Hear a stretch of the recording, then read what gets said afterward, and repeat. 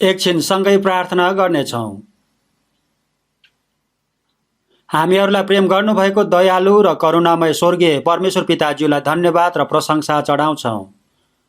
हामीहरू परमेश्वरज्यूदेखि टाढा भएको कारण पाप गरिरहेको थियो, तर हामीहरूलाई दया गरिदिनु भएको छ, प्रेम गरिदिनु भएको छ। हाम्रो पापको लागि येशू प्रभुज्यूले क्रुसमा मरिदिनु भएको छ।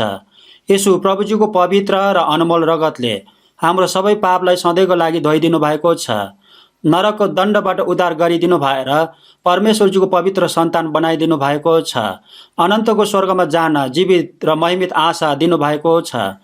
धन्यवाद र प्रशंसा महिमा हाम्रो परमेश्वर पिताज्यूलाई चढाउँछौँ। यो समय येशू प्रभुज्यूको पवित्र र अमूल्य रगतले नरकबाट छुटकारा पाएको हामीहरूलाई सँगै भेला भएर वचन अध्ययन गर्न, सङ्गति गर्न दिनुभएको छ। हाम्रो प्रभुज्यू हाम्रो बीचमा हामीहरू सँगै हुनुहुन्छ भनेर विश्वास गरेका छौँ। सर्वरो कोरोना महामारीको कारण एक ठाउँमा सँगै भेला हुन नपाएको कारण विभिन्न ठाउँमा रहेर आफ्नो घर परिवारसँगै रहेर अनलाइनबाट वचन सुनिरहनु भएको सबै परिवारहरूसँग प्रभुज्यू सँगै रहिदिनुहोस्। परमेश्वरज्यूको वचनले, उपकारले, प्रेमले, शक्तिले झन बलियो बनाइदिनुहोस्। संसारभरि भएको परमेश्वरज्यूको मण्डलीले विभिन्न प्रकारको समस्याहरू भए तापनि आफ्नो विश्वासलाई सुरक्षा गरेर सुसमाचार प्रचार गरिरहनु भएको हाम्रो सबै दाजुभाइ दिदीबहिनीहरूलाई पालन पोषण गरिदिनु भएर सुरक्षा गरिदिनुहोस्।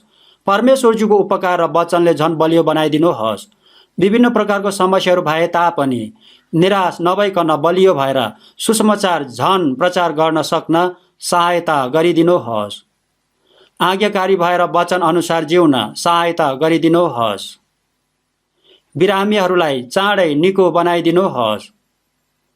बाँकी जीवन परमेश्वरज्यूको पवित्र इच्छा पूरा गरेर परमेश्वरज्यूको महिमाको लागि जिउन मौका मिलाइदिनुहोस्।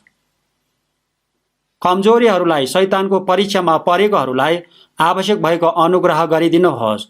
एकजना पनि पतन नहुने गरी दया अनुग्रह गरिदिनुहोस्। समय र अवस्था अनुसार वचन दिनु भएर काम गर्न सिकाउनुहुने प्रभुज्यूले यो समयमा पनि हामीहरूलाई सिकाउन चाहनुभएको पवित्र वचन र प्रभुज्यूको पवित्र इच्छा बुझ्न सहायता गरिदिनुहोस्। हाम्रो प्रभु येशू ख्रीष्टको नाममा प्रार्थना चढाउँछौँ। आमेन। सबैजनालाई धन्यवाद र स्वागत छ। बाइबलको वचन मत्तीको सुसमाचार 22 अध्यायको 1 पददेखि 14 पदसम्मको वचनलाई पढ्नेछौँ।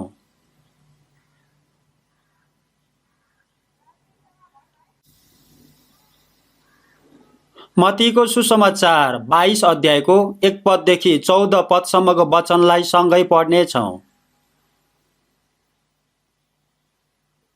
मत्ती 22 को 1 देखि 14 सँगै पढ्नेछौँ। सँगै पढौँ।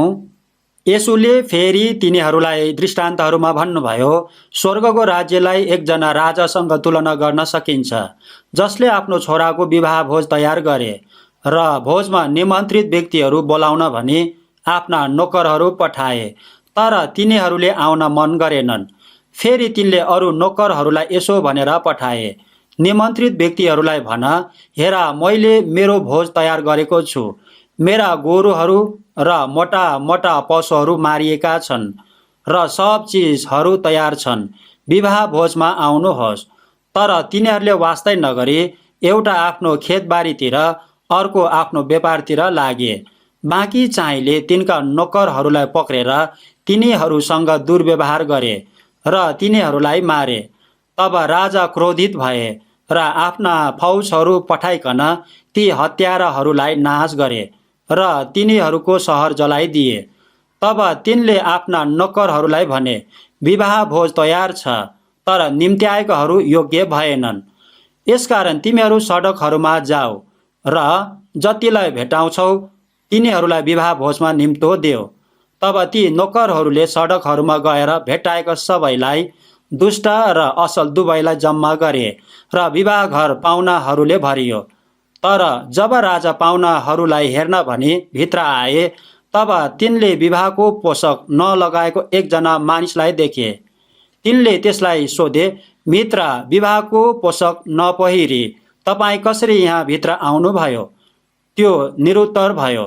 तब राजाले सेवकहरूलाई भने, त्यसका हात खुट्टा बाँधेर त्यसलाई बाहिरी अन्धकारमा फालिदियो, जहाँ मानिसहरू रुनेछन् र दारा किट्नेछन्, किनभने बोलाएका धेरै छन् तर चुनिएका थोरै छन्।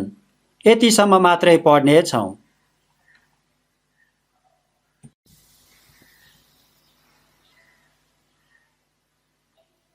सरुवा रोग कोरोनाको महामारीले गर्दा हामीहरूले धेरै समयसम्म एकै ठाउँमा भेला भएर वचन अध्ययन गर्न, पवित्र सङ्गति गर्न, सुसमाचार प्रचार गर्न पाएको छैन। हामीहरूलाई धेरै बाधा भएको छ। यस्तो अवस्थामा पनि अनलाइनबाट भेला भएर वचन अध्ययन गर्न, पवित्र सङ्गति गर्न, सुसमाचार प्रचार गर्न, परामर्श गर्न दिइरहनु भएको छ। अनलाइनबाट सुसमाचार प्रचार गरेर आफ्नो आत्माको अनन्तको उद्धार मुक्ति पाउनु भएको प्रियहरू पनि छन्। कोरोना रोगको कारण संसारभरि नै समस्या भइरहेको छ। बिरामीहरू धेरैजना छन्। कोरियामा हामीहरूलाई सबै प्रकारको व्यवस्थित गरेर थोरैजना भए पनि मण्डली भवनमा भेला भएर वचन अध्ययन गर्न, सङ्गति गर्न अनुमति पाएको छ। आज चाहिँ भनेको भन्दा पनि थोरैजना मात्रै मण्डली भवनमा आउनु भएको छ। डराउनु भएको कारण नआउनु भएको जस्तो छ। कोरोना महामारीको समस्या चाँडै अन्त्य भएर हामीहरू सबैजना मण्डली भवनमै भेला भएर सङ्गति गरेर सुसमाचार प्रचार गर्न सक्न सबैजनाले प्रार्थना गरिदिनुहोस्। हामीहरूले कोरियामा संयुक्त बाइबल गोष्ठी गर्नको लागि ठुलो भवन बनाएर राखेको छ। 10,000 जना सजिलैसँग भेला भएर बस्न सक्ने भवन बनाएको छ। हामीहरूले गर्मी ऋतुको अगस्त महिनामा 7 पटकसम्म पनि संयुक्त बाइबल गोष्ठी गरेको थियो। तर सरुवा कोरोना महामारीको कारण 2 वर्षसम्म हामीहरू सँगै भेला भएर त्यहाँ बाइबल गोष्ठी गर्न पाएको छैन। सबैजनालाई धेरै दुःख लागेको छ, अशान्ति भएको छ। सबैजनाले चाहना गर्नुभएको अनुसार गर्न पाएको छैन। यो वर्षमा चाहिँ अगस्त महिनाको पहिलो हप्तादेखि नै संयुक्त बाइबल गोष्ठी भवनमा भेला भएर गोष्ठी गर्न पाउँछ होला भनेर सूचना पनि गरेको थियो, तर हाम्रो चाहना अनुसार गर्न पाएको छैन।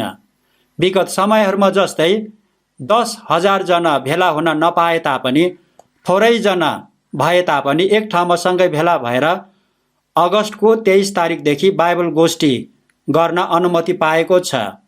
यसकारण संयुक्त गोष्ठी भवनमा भेला हुन पाउने सङ्ख्या चाहिँ गोष्ठी भवनमा जम्मा हुन अनुरोध गर्दछु। बाँकी परिवारहरू चाहिँ अनलाइनबाट आफ्नो परिवारसँगै वचन सुन्नु हुन अनुरोध गर्दछु। विभिन्न प्रकारको समस्याहरू भए तापनि विभिन्न प्रकारले आफ्नो मानिसहरूलाई प्रचार गरिरहनु भएको प्रियहरू धेरैजना हुनुहुन्छन्। हाम्रो प्रार्थना र परिश्रमलाई परमेश्वरज्यूले व्यर्थ हुन दिनुहुन्न।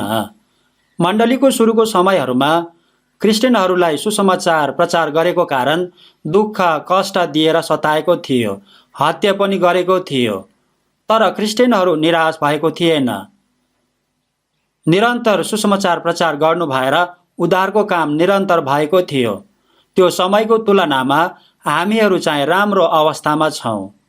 हामीहरूले गाह्रो भएको कारण प्रचार गर्न सकेन भनेर बहाना गर्नु हुँदैन। समय र बेसमयमा असल अवस्था अथवा खराब अवस्थामा पनि सुसमाचार प्रचार गर्न प्रयत्न गर भन्नुभएको छ। जस्तो अवस्थाहरू भए तापनि हामीहरूले प्रार्थना गरेर अझै पनि आफ्ना आत्माको उद्धारमुक्ति नपाएको आफ्नो परिवार साथीभाइहरूलाई सुसमाचार प्रचार गर्न प्रयत्न गर्यो भने हामीहरूको परिश्रमलाई परमेश्वरज्यूले व्यर्थ हुन दिनुहुन्न। हामीहरूले हरेक समय आत्माको उद्धार गर्न हृदयदेखि नै चाहना गर्नुपर्छ।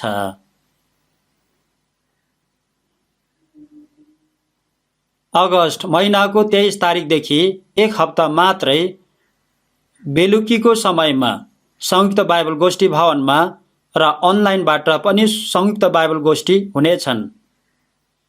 आज चाहिँ हामीहरूले पढेको वचन अनुसार प्रचारको लागि परमेश्वरज्यूको भोजमा निम्तो भन्ने विषयको वचन बताउने छु। यसु प्रभुज्यूले महत्त्वपूर्ण सत्यको वचन सजिलोसँग बुझ्ने गरी बताउनको लागि दृष्टान्तहरू प्रयोग गर्नुभएको थियो। अति नै महत्त्वपूर्ण कुराहरू मानिसहरूले सजिलो गरी चाँडै बुझ्नका लागि दृष्टान्तहरू उदाहरणहरू प्रयोग गरेर बताउनु भएको छ। मत्तीको सुसमाचारको पुस्तकमा मात्रै पनि स्वर्गको राज्य यो जस्तो हो भनेर उदाहरण दिनु भएर धेरै चोटि भन्नुभएको छ। येशूज्यूले स्वर्ग यो जस्तो हो भनेर दृष्टान्तमा उदाहरण दिएर किन भन्नुभएको हो भने मानिसहरूलाई सत्य कुरा बुझ्न लगाएर सत्यतामा विश्वास गराएर स्वर्ग जान सक्ने बनाउनको लागि थियो। परमेश्वरज्यूदेखि टाढा भएको पापी मानिसहरूलाई नरकमै जानुपर्ने पापीहरूलाई उद्धार गरेर स्वर्गमा परमेश्वरज्यू कहाँ लानको लागि स्वर्गको राज्य यो जस्तो हो भनेर सबैजनाले सजिलो गरी चाँडै बुझ्ने दृष्टान्त प्रयोग गरेर वचन भन्नुभएको छ। स्वर्गको राज्य रायोको दाना आफ्नो बारीमा रोपेको जस्तै हो। स्वर्गको राज्य जमिनमा बिउ छरेको जस्तै हो। स्वर्गको राज्य पिठोमा मिसाएको खमीर जस्तै हो। स्वर्गको राज्य माछा पक्रने जाल जस्तै हो। स्वर्गको राज्य खेतमा गाडी राखिएको गाड धन जस्तै हो। स्वर्गको राज्य बहुमूल्य मोती खोज्ने व्यापारी जस्तै हो। स्वर्गको राज्य दुलहालाई भेट्न गएको 10 कन्या जस्तै हो भनेर दृष्टान्तहरू उदाहरणहरू दिएर भन्नुभएको छ। नरकमै जानुपर्ने पापी मानिसहरूलाई अनन्तको स्वर्गमा जान सक्ने बनाउनका लागि चाँडै बुझ्न सजिलो हुने गरी दृष्टान्तहरू उदाहरणहरू दिएर भन्नुभएको छ। अहिले हामीहरूले मत्ती 22 अध्यायमा पढेको वचनमा चाहिँ स्वर्गको राज्य एकजना राजाले आफ्नो छोराको लागि तयार गरेको विवाह भोजसँग तुलना गर्नुभएको छ। राजाले आफ्नो छोराको लागि विवाह भोज तयार गर्नुभएको छ। यो विवाह भोजमा मानिसहरूलाई निम्तो दिनुभएको छ। यो कुराहरूलाई यो वचनमा स्पष्टसँग बुझ्ने गरी भन्नुभएको छ। यो दृष्टान्तले भनेको एकजना राजा भनेको सारा ब्रह्माण्डको एकमात्र सृष्टिकर्ता परमेश्वरज्यू हो। आफ्नो छोरा भनेको उहाँको एकमात्र येशू प्रभुज्यू हो। येशू प्रभुज्यूको माध्यमबाट परमेश्वरज्यूको राज्यमा आनन्द खुसीको लागि मानिसहरूलाई बोलाइरहनु भएको सत्य कुरालाई दृष्टान्तबाट भन्नुभएको छ। आज भोलि पनि विवाह भोज खानको लागि आफ्नो आफन्तहरूलाई निमन्त्रणा पत्र अथवा फोन गरेर निम्तो गर्ने काम गर्छ। उहाँहरूले भुल्यौ कि भनेर दोहोर्याएर फेरि पनि खबर दिने काम पनि गर्छन्। यो वचनमा भन्नुभएको एकजना राजा अति नै असल दयालु महान राजा हो। राजाले पहिला निमन्त्रित व्यक्तिहरूलाई बोलाउन आफ्नो नोकरहरू पठाउनु भएको थियो।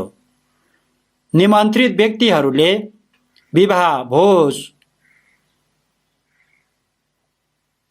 भोजको दिन भुल्यौ कि भुल्छ कि भनेर फेरि पनि बोलाउन पठाएको थियो। त्यसपछि पनि तेस्रो चोटि कतै उनीहरू आउँदैनन् कि भनेर अर्को नोकरहरूलाई पनि पठाएर बोलाएको थियो। मैले मेरो भोज तयार गरेको छु। मेरो गोरुहरू र मोटा मोटा पशुहरू मारेर सबै असल चिजहरू तयार गरेर विवाह भोज तयार गरेको छु। विवाह भोजमा आउनुहोस् भनेर निमन्त्रित व्यक्तिहरूलाई भन भनेर तेस्रो चोटिसम्म पनि बोलाउन आफ्नो नोकरहरू पठाउनु भएको थियो।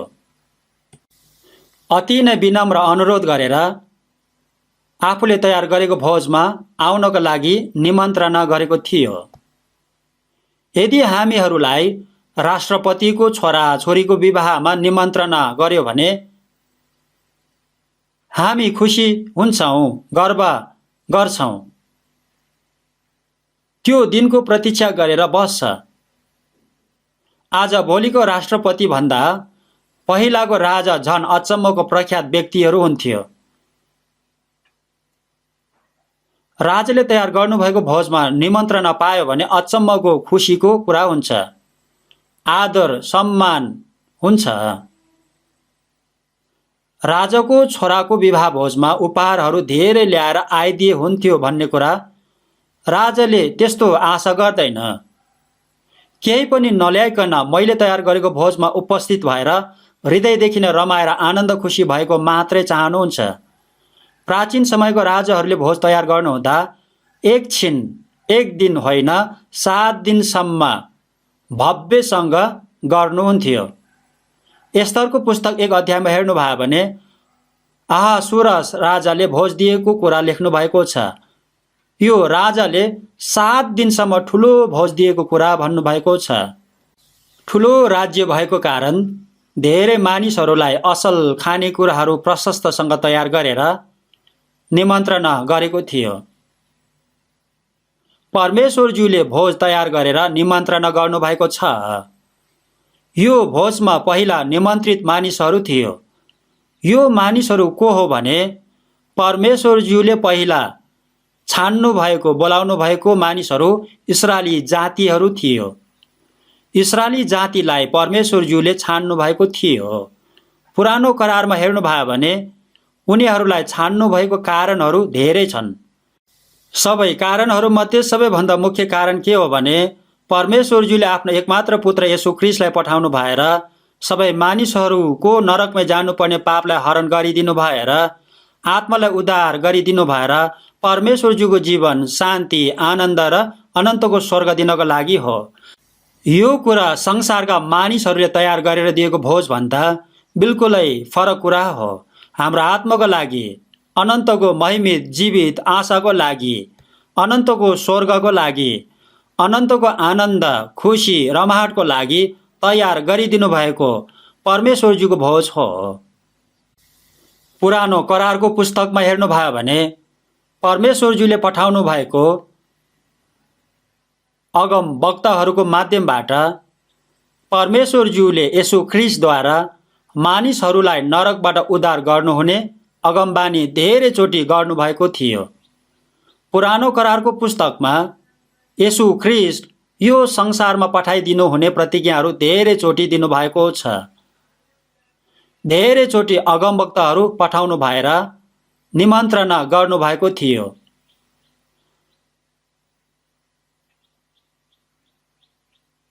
परमेश्वरज्यूले इस्राएलीहरूलाई मात्र होइन, अन्तिम समयमा सारा संसारभरिको सबै मानिसहरूलाई पनि निमन्त्रणा गर्नुहुने प्रतिज्ञा पुरानो करारको पुस्तकमा अनि नयाँ करारको पुस्तकमा पनि धेरै छन्। यसकारण पुरानो करारको वचन र नयाँ करारको वचनलाई सबैजनाले ध्यान दिनुपर्छ। यशायाको पुस्तक 25 अध्यायको 6 देखि 8 पदको वचनलाई सँगै पढ्नेछौँ। यशायाको पुस्तक 25 अध्यायको 6 देखि 8 पदको वचन सँगै पढ्नेछौँ।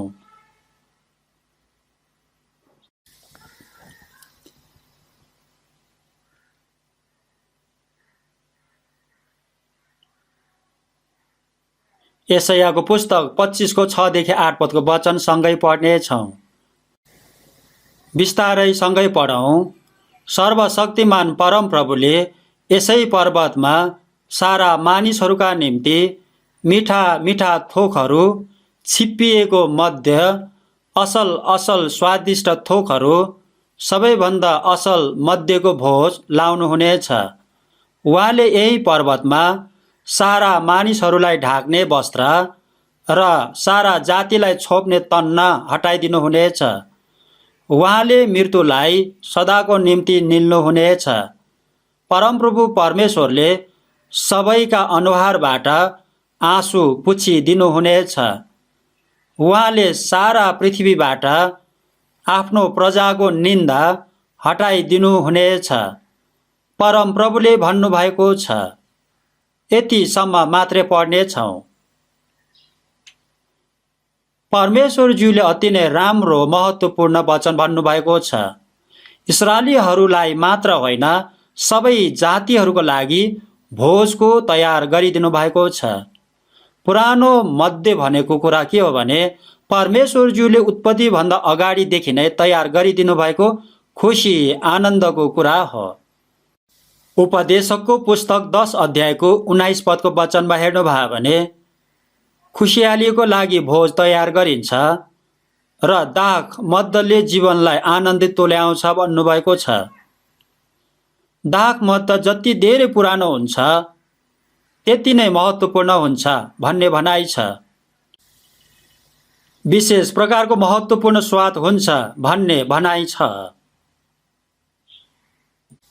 हामीहरूले थाहा पाउनुभन्दा अगाडि नै, उत्पत्तिभन्दा अगाडि नै परमेश्वरजीले तयार गर्नुभएको अनुग्रह थियो। यो योजना येशू ख्रिस्टले क्रुसमा बलिदान गरिदिनु भएर पूरा गरिदिनु भएको छ। सारा मानिसहरूका निम्ति मिठा मिठा थोकहरू, असल असल स्वादिष्ट थोकहरू र सबैभन्दा असल मध्यको भोज भन्नुभएको छ। सारा मानिसहरूलाई ढाक्ने वस्त्र भनेको कुरा के हो भने सबै मानिसहरूलाई पापको वस्त्रले ढाकेको थियो। तर यो पापको वस्त्रलाई येशू प्रभुज्यूको माध्यमबाट सदाको लागि हटाइदिनु भएको छ। येशूज्यूले क्रुसमा मरिदिनु भएको समयमा पर्दा टुप्पोदेखि फेदसम्मै च्यातिएको छ। मृत्युलाई सदाको लागि निलिदिनु भएको छ। मानिसले पाप गरेको कारण आत्मा मरेको थियो। पापले भरेको यो वर्तमान संसारमा मानिससँग साँचो आनन्द, साँचो शान्ति, साँचो विश्राम, साँचो खुसी थिएन। परमेश्वरज्यूले मानिसलाई दिन चाहनु भएको कुराहरू मानिसहरूले खोजेको शारीरिक, सांसारिक, क्षणिक खुसी, आनन्द, शान्ति होइन। तर उहाँले दिन चाहनु भएको कुरा आत्माको आनन्द, अनन्तको स्वर्गीय जीवन, स्वर्गमा जान पाउने जीवित र महिमित आशा हो। उहाँले मृत्युलाई सदाको निम्ति निलिदिनु भएको छ।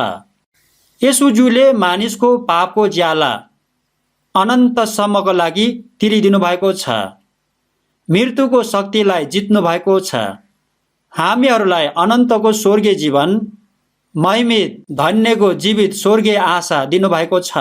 यशायाको पुस्तकमा यो कुराको अगमबानी अहिलेभन्दा 2700 वर्ष अगाडि अगमबानी गरिदिनु भएको थियो। येशूज्यू आउनुभन्दा 700 वर्ष अगाडि अगमबानी गरिदिनु भएको थियो। सारा मानिसहरूलाई ढाक्ने पापको वस्त्र र सारा जातिलाई छोप्ने पापको तन्ना हटाइदिनु हुनेछ। परमप्रभुले भन्नुभएको छ भनेर परमेश्वरज्यूको प्रतिज्ञा भन्नुभएको थियो। यूहन्नाको सुसमाचार 2 अध्यायमा हेर्नुभयो भने येशूज्यूले गर्नुभएको पहिलो चिन्ह गालीलको काना नगरमा विवाह भोजमा गर्नुभएको छ। काना नगरमा विवाह भोज हुँदै थियो, तर विवाह भोज सिद्धिनुभन्दा अगाडि नै दाख मध्य सिद्धिएको थियो। भोज किन दिन्छ भने खुसी आनन्द दिन, रमाउनको लागि भोज दिएको हुन्छ। दाख मतले मनलाई आनन्द दिन्छ। भोजमा दाख मत सिद्धियो भने ठिक हुँदैन, गलत हुन्छ, खुसी आनन्द हुँदैन। दाख मध्य सिद्धियो भनेको कुराले के भनेको हो भने खुसी आनन्द सिद्धियो भनेको हो। उपस्थित भएको पाहुनाहरूले के भन्छन् भने, प्रशस्तसँग ठिकसँग तयार नगरिकन हामीलाई किन निम्ति आएको भनेर गनगन गर्छ। भोजमा रमाइलो होइन, समस्या हुन्छ। यस्तो समस्या भएको विवाह भोजमा येशूज्यूले पानीबाट असल दाखमत बनाएर दिनुभएको थियो। यो पहिलो चिन्ह थियो। यो कुरामा अति नै महत्त्वपूर्ण अर्थ पनि छ। विवाह भोजमा दाखमत सिद्धिएको जस्तै यो संसारको शान्ति आनन्द सिद्धिएको छ। येशूज्यूले बनाएर दिनुभएको दाख मध्येको विषयमा भोजका मुखियाले के भनेको छ भने, हरेक मानिसले पहिले असल दाखमत टक्र्याउँछ अनि मानिसहरूले निकै खाइसकेपछि कमसल दाखमत राखिदिन्छ। तर येशूज्यूले बनाइदिनु भएको यो दाखमत चाहिँ सुरुदेखि अन्तिमसम्म अति नै असल दाखमत छ भनेको छन्। मानिसहरूले विभिन्न तरिकाले खुसी आनन्द र रमाउनका लागि भोज दिने गर्छन्। तर मानिसले दिने सबै प्रकारको भोजले दिने आनन्द खुसी रमाहट एकछिनको लागि मात्र हो।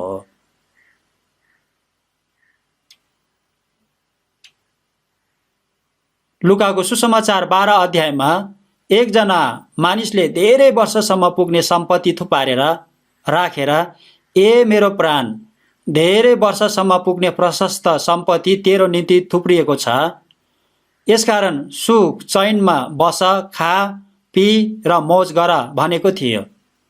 तर परमेश्वरज्यूले चाहिँ त्यसलाई ए मूर्ख भन्नुभएको छ, किनभने अब केही समयपछि रोग लाग्छ, बिरामी हुन्छ अनि मर्छन्।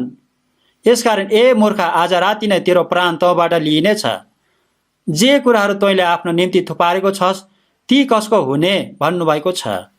लुकाको सुसमाचार 16 अध्यायमा पनि हेर्नुभयो भने एकजना धनी मानिसले राम्रो घरमा बसेर मिहिन मलमलको असल वस्त्र पहिरेर हरेक दिन मोज मज्जामा बस्थ्यो भनेको छ।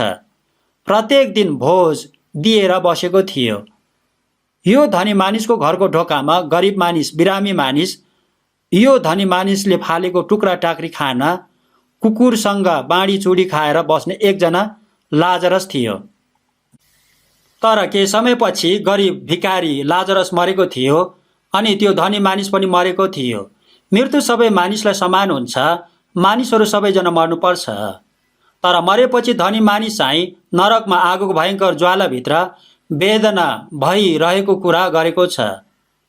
अनि लाजरस चाहिँ अब्राहमको काखमा आराममा उसले देखेको थियो, स्वर्गलोकमा देखेको थियो। यो धनी मानिसले लाजरसलाई खाएर उब्रेको टुक्रा टाक्री भए पनि खान दिएको थियो।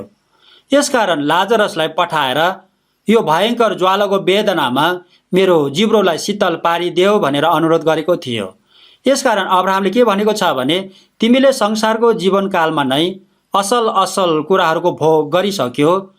लाजरसले चाहिँ दुःख भोगेको थियो, अब लाजरस चाहिँ यहाँ आराममा छ र तिमी चाहिँ तल त्यहाँ कष्टमा छस् भन्नुभएको छ। यो कुराले के देखाउनु भएको छ भने, मानिसहरूले दिने भोज चाँडै नष्ट हुन्छ भनेर देखाइदिनु भएको छ। सुन्दरता पनि चाँडै नष्ट हुन्छ, राम्रो स्वर पनि नष्ट हुन्छ, मिठो स्वाद पनि नष्ट हुन्छ, खुसी आनन्द रमाहट सबै नष्ट हुन्छ, वृद्ध हुन्छ, रोग लाग्छ, बिरामी हुन्छ अनि मर्नुपर्छ। मानिसले अनन्तको खुसी आनन्द दिन सक्दैन भनेको कुरा हो। मानिसको शारीरिक जीवनको आयु यो वर्तमान संसारमा छोटो मात्र हुन्छ। परमेश्वरजीले मानिसलाई दिन चाहनु भएको भोज मानिसले दिने भोज जस्तो होइन। दुष्टहरूलाई शान्ति हुँदैन, पापको ज्याला मृत्यु हो भन्नुभएको छ। मानिसहरू पापको कारण परमेश्वरज्यूदेखि टाढा भएको छ, आत्मा मरेको छ। मृत्युपछि अनन्तको इन्साफ हुन्छ, त्यसपछि नरकमै जानुपर्छ। यसकारण मानिससँग अनन्तको आनन्द, खुसी, शान्ति, विश्राम छैन।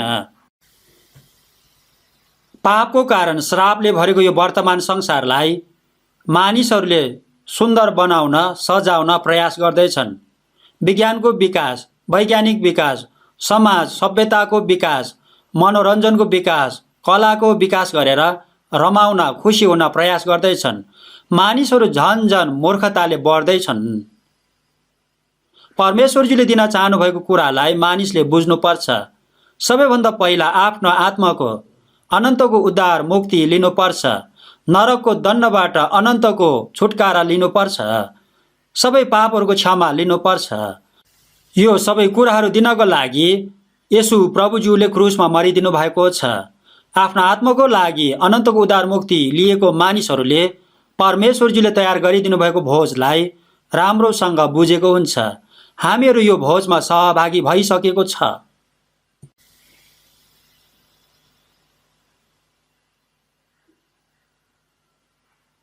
यूहन्नाको सुसमाचार 14 अध्यायको 27 पदको वचनमा हेर्नुभयो भने, म तिमीहरूलाई शान्ति दिन्छु, संसारले दिए जस्तो म तिमीहरूलाई दिदिन। मेरो शान्तिलाई संसारले दिन पनि सक्दैन, खोसेर लान पनि सक्दैन भन्नुभएको छ। यूहन्नाको सुसमाचार 15 अध्यायको 11 पदको वचनमा हेर्नुभयो भने, मेरो आनन्द तिमीहरूमा होस् र तिमीहरूको आनन्द भरिपूर्ण होस् भन्नुभएको छ। हामीहरूलाई प्रभुज्यूको स्वर्गीय आनन्द, खुसी, शान्ति र स्वर्गीय अनन्तको जीवन दिनुभएको छ। मत्तीको सुसमाचार 11 अध्यायको 28 पदमा हेर्नुभयो भने, हे सबै थोकका बोझले दबिएका हो, म कहाँ आऊ, म तिमीहरूलाई विश्राम दिनेछु भन्नुभएको छ। यो संसारको सबै बोझले दबिएको, पापले भरिएको, थिचिएको अनि मरेपछि नरकमा जानुपर्ने मानिसहरूलाई म कहाँ आऊ, म तिमीहरूलाई विश्राम दिन्छु भन्नुभएको छ। अनन्तको स्वर्गको अनन्तको विश्राम येशू प्रभुज्यूले मानिसहरू सबैजनालाई दिन चाहनु भएको छ। म तिमीहरूलाई विश्राम दिन्छु, म कहाँ आऊ भनेर निमन्त्रणा गरिरहनु भएको छ। यूहन्नाको सुसमाचार 7 अध्यायको 37 र 38 पदको वचनमा पनि निमन्त्रणा गर्नुभएको छ।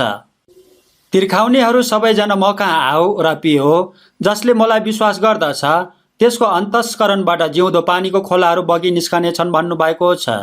अन्तस्करणबाट जिउँदो पानीको खोलाहरू बगी निस्कनेछन् भन्नुभएको छ।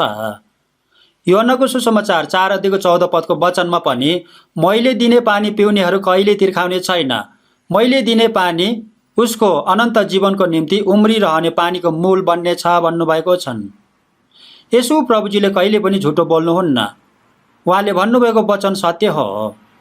यस्तो पानी जति पिए तापनि फेरि पनि तिर्खा लाग्छ, केही समय मात्रै पिउन पाएन भने पनि घाँटी सुक्छ, अति नै तिर्खा लागिरहन्छ। भोकालाई भन्दा तिर्खालाई मानिसले सहन सक्दैन। मानिसहरू संसारको शरीरको व्यर्थको कुराहरूमा तिर्खाएर सधैँ अल्मलिरहेको छ। ज्ञान, बुद्धि, मान, सम्मान, पैसा, अधिकार, शासक भए तापनि, गीत गाएर नाचे तापनि सांसारिक शारीरिक मानिसहरूलाई अनन्तको साँचो आनन्द, खुसी, शान्ति, सन्तुष्टि हुँदैन।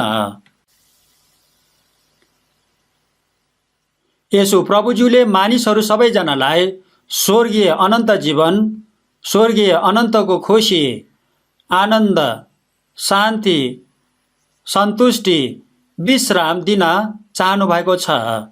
यशायाको पुस्तक 55 अध्यायको 1 देखि 3 पदको वचनलाई सँगै पढ्नेछौँ। यशायाको पुस्तक 55 अध्यायको 1 देखि 3 पदको वचन सँगै पढ्नेछौँ।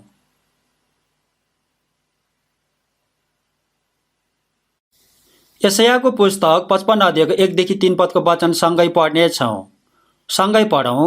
हे सबै तिर्खाउने हो, आओ, पानी लिएर आओ, अनि तिमीहरू रुपियाँ नहुने पनि आओ र किनेर खाओ। आओ, बिना पैसा र बिना दाम दाखमत र दुध किन।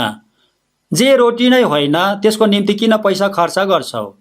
अनि जे कुराले सन्तोष नै दिँदैन त्यसको निम्ति किन परिश्रम गर्छौ?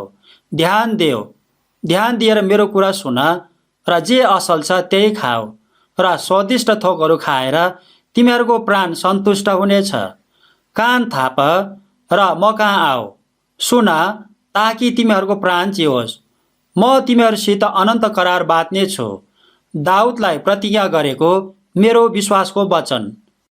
यो वचनमा पनि विशेष निमन्त्रणा दिनुभएको छ।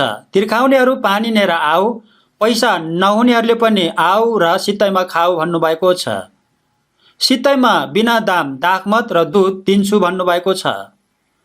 परमेश्वरज्यूको उपहारलाई मानिसको पैसाले दाम तिरेर किन्न सक्दैन। सिमोन भन्ने जादुगरले पत्रुस र प्रेरितहरूसँग भएको परमेश्वरज्यूको वरदानलाई पैसाले किन्नको लागि कुरा गरेको थियो। यसकारण तैँले परमेश्वरज्यूको वरदानलाई रुपियाँ पैसाले किन्न सकिन्छ भनी विचार गरेको कारण तेरो रुपियाँ तँसँग नष्ट होस् भन्नुभएको छ।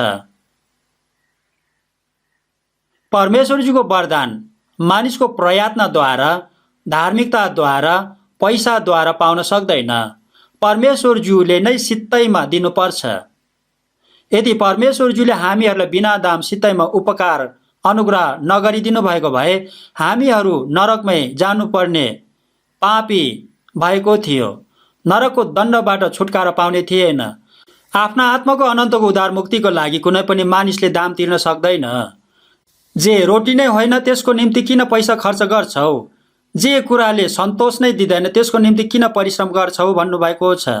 संसारको शरीरको कुराहरू कुनै पनि अनन्तको वास्तविक भोजन होइन।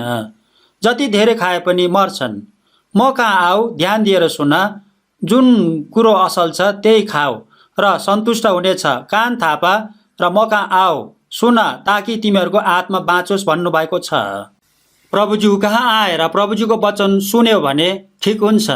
यो सुसमाचार सत्यतामा सुनेर बुझेर विश्वास गरेको दिनदेखि भन्नुभएको छ।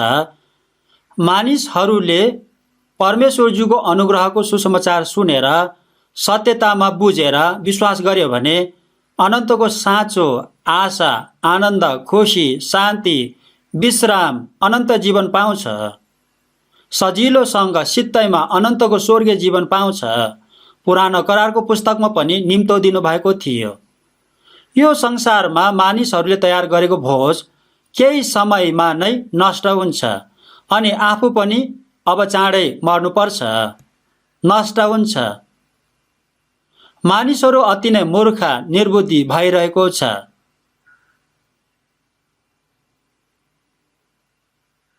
संसारको शरीरको कुराहरूमा साँचो, शान्ति, आनन्द, खुसी, सन्तुष्टि हुँदैन। मानिसहरू व्यर्थको कुराहरूको लागि परिश्रम गर्दैछन्। परमेश्वरजीले तयार गरिदिनु भएको भोज केही समय, केही वर्षको लागि मात्रै होइन। परमेश्वरजीले तयार गरिदिनु भएको भोजमा सहभागी भयो भने अनन्तसम्म यो भोजमा स्वर्गमा रमाउन पाउँछ। परमेश्वरजीले दिनुभएको भोजमा सहभागी भएको मानिसहरू अनन्तको स्वर्गीय जीवन पाएको, अनन्तको शान्ति, आनन्द, खुसी पाएको मानिसहरू हो। यस्तो मानिस सबैजना हुनुपर्छ।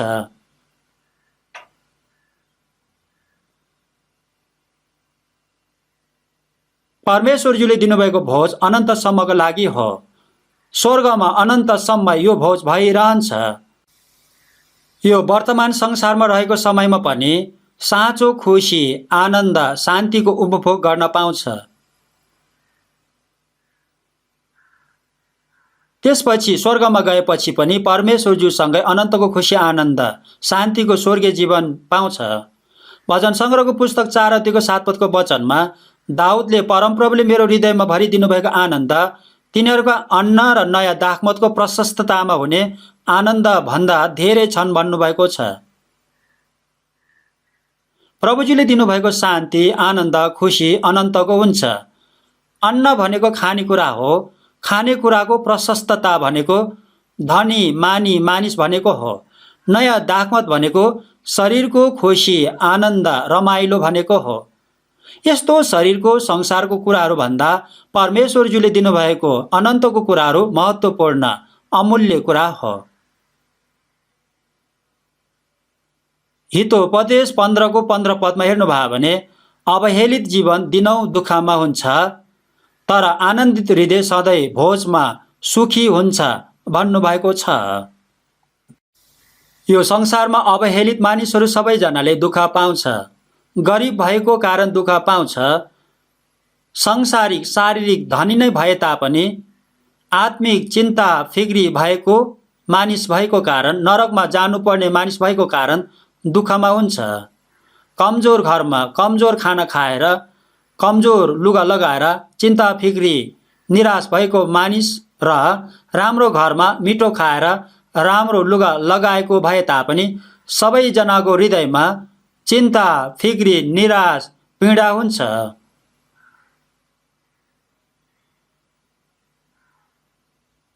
मृत्युको दिनको लागि सबैजना दुखित हुन्छ, गरिबहरू पनि अनि झन धनीहरूलाई धेरै दुःख लाग्छ। संसारको शरीरको कुराहरू राम्रो हुन्छ भने तापनि तर वास्तवमा चाहिँ त्यस्तो हुँदैन, क्षणिक मात्र हुन्छ। त्यस्तो कुराहरू झुटो कुरा हो, भ्रमित कुराहरू हो। आनन्दित हृदयमा सधैँ भोज हुन्छ, सुखी हुन्छ भनेको कुरा के हो भने आफ्ना आत्माको अनन्तको उद्धार मुक्ति पाएको मानिसहरूको हृदयमा परमेश्वरजीले दिनुभएको स्वर्गको अनन्तको शान्ति हुन्छ, विश्राम हुन्छ, अनन्तको जीवन हुन्छ, जीवित मयमित आशा हुन्छ। प्रभुज्यू नै सधैँ सँगै हुनुभएको कारण सधैँ भोज हुन्छ, सुखी हुन्छ। परमेश्वरजीले तयार गरिदिनु भएको भोजमा निम्तो पाए तापनि इन्कार गर्नेहरू धेरै छन्। मत्तीको सुसमाचार 22 को 3 र 4 पदको वचन सँगै पढ्नेछौँ।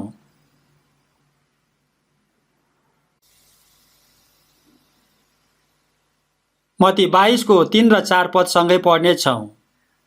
सँगै पढौँ। र भोजमा निमन्त्रित व्यक्तिहरू बोलाउन भनी आफ्नो नोकरहरू पठाए, तर तिनीहरूले आउन मन गरेनन्। फेरि तिनले अरू नोकरहरूलाई यसो भनेर पठाए, निमन्त्रित व्यक्तिहरूलाई भन, हेर मैले मेरो भोज तयार गरेको छु, मेरा गोरुहरू र मोटा मोटा पशुहरू मारिएका छन् र सब चिजहरू तयार छन्, विवाह भोजमा आउनुहोस्। नोकरहरू गएर भोजमा आउनुहोस् भनेको थियो, तर तिनीहरूले आउन मानेनन्, मन गरेनन्। यसकारण फेरि पनि दोहोर्याएर बोलाउन गएको थियो। यो भोज साधारण भोज होइन, अति नै महत्त्वपूर्ण भोज हो, राजाले तयार गर्नुभएको भोज हो।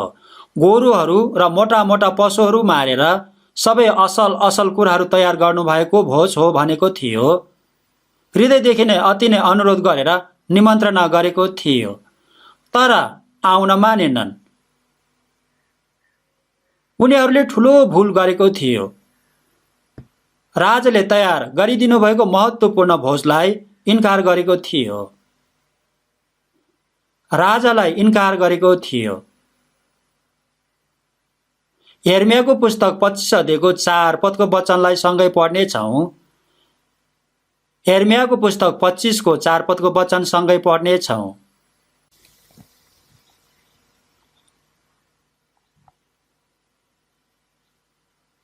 यिर्मयाको पुस्तक 25 को 4 पदको वचन सँगै पढ्नेछौँ। सँगै पढौँ। परमप्रभुले आफ्ना सबै दास अगमवक्ताहरूलाई यसो भनी घरिघरि पठाउनु भए तापनि तिमीहरूले सुनेनौ अथवा ध्यान दिएनौ।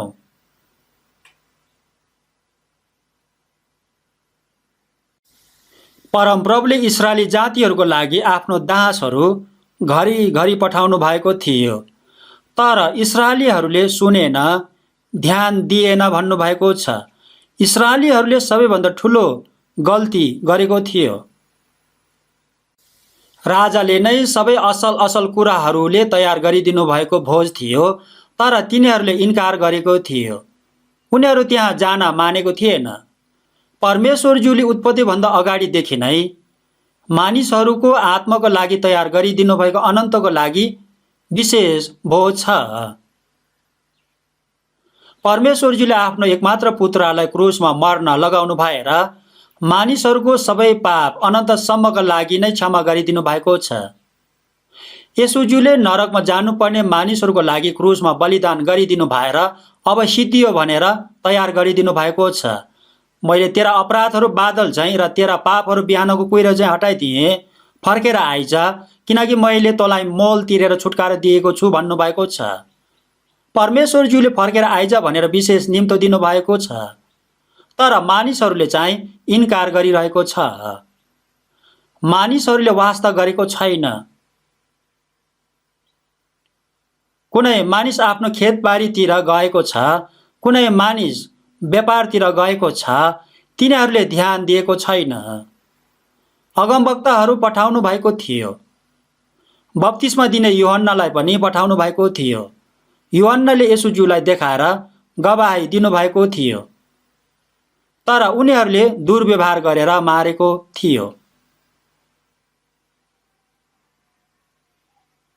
येशूज्यूले पनि उनीहरूलाई भन्नुभएको थियो, तर उनीहरूले येशूज्यूले भन्नुभएको कुरालाई पनि इन्कार गरेको छ।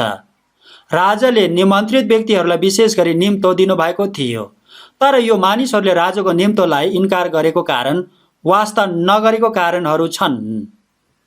परमेश्वरज्यूले प्रतिज्ञा गरिदिनु भएको मसिहा ख्रिस्टलाई इस्रायली जातिले प्रतीक्षा गरिरहेको थियो। प्रतिज्ञा गरिदिनु भएको अनुसार येशू ख्रिस्ट आउनु भएको थियो, तर उनीहरूले वास्ता गरेको थिएन, इन्कार गरेको थियो। इस्रायलीहरूले परमेश्वरज्यूको व्यवस्था भङ्ग गरेर परमेश्वरज्यूको सट्टामा मूर्ति बनाएर पूजेको पापको कारण परमेश्वरज्यूले बेबिलोन सम्राटलाई पठाएर सोलोमनले बनाएको मन्दिरलाई आगोले जलाएर अनि यरुशलेम सहरलाई नष्ट गरिदिनु भएको थियो।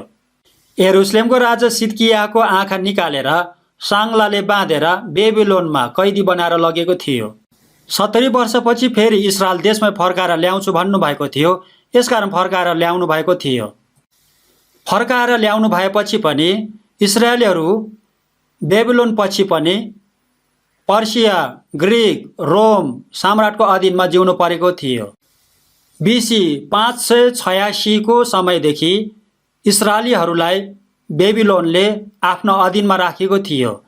इस्रायलीहरूलाई येशूज्यू आउनुभएको समयसम्म लगभग 600 वर्षसम्म बलियो राज्यहरूले शासन गरेर उनीहरूको अधीनमा राखेको थियो। उनीहरूले धेरै दुःख कष्ट पाएको थियो। तर यस्तो अवस्था भए तापनि इस्रायलीहरूले परमेश्वरज्यूले प्रतिज्ञा गरिदिनु भएको मसिहा येशू ख्रिस्टलाई हृदयदेखि नै चाहना गरेर प्रतीक्षा गरिरहेको थियो। तर उनीहरूले येशू ख्रिस्ट आउनुहुने कारणको विषयमा गलत कुरा बुझेको थियो। येशू ख्रिस्ट आउनु भएपछि रोमी शासकबाट छुटकारा पाउँछ, इस्रायलीहरूलाई स्वतन्त्र बनाइदिनुहुन्छ, इस्रायलीहरूको माध्यमबाट सारा संसारलाई शासन गर्नुहुन्छ भनेर आशा गरेर प्रतीक्षा गरिरहेको थियो। यस्तो प्रतिज्ञा परमेश्वरज्यूले पुरानो करारमा गरिदिनु भएको थियो। तर सबैभन्दा पहिला चाहिँ यो काम भन्दा पनि झन महत्त्वपूर्ण काम सबै मानिसहरू पाप, शैतान र मृत्युको बन्धनमा भएको कारण अनन्तको नरकमा लगिरहेको थियो। यसकारण सबै मानिसहरूलाई पाप, मृत्यु र शैतानको बन्धनबाट स्वतन्त्र बनाइदिनु भएर संसारको राज्यभन्दा अनन्तको स्वर्गको राज्यमा मानिसहरू सबैजनालाई लाने परमेश्वरज्यूको पहिलो उद्देश्य थियो। परमेश्वरज्यूको सुसमाचार सारा संसारमा प्रचार गरिसकेपछि अन्त्यको समयमा एकछिनको लागि मात्र इस्रायल देशले स्वतन्त्र पाउने कुरा थियो। तर इस्रायली जातिले चाहिँ वर्तमानको कुरालाई मात्र, जातीय कुराहरूलाई मात्र, शारीरिक कुराहरूलाई मात्र, संसारिक कुराहरूलाई मात्र खोजिरहेको थियो। उनीहरूलाई लगभग 600 वर्षसम्म बलियो राज्यहरूले अधीनमा राखेर शासन गरेको थियो। यसकारण इस्रायलीहरूले हृदयदेखि नै त्यो शासकहरूबाट इस्रायल देश स्वतन्त्र हुन चाहना गरेको थियो। रोम सम्राटले इस्रायलीहरूलाई शासन गरिरहेको समयमा येशू ख्रिस्ट आउनु भएपछि येशू ख्रिस्टले स्वतन्त्र पारिदिनुहुन्छ, सारा संसारलाई इस्रायलीहरूद्वारा शासन गर्न पाउँछ भनेर इस्रायलीहरूले हृदयदेखि नै चाहना गरेर प्रतीक्षा गरिरहेको थियो।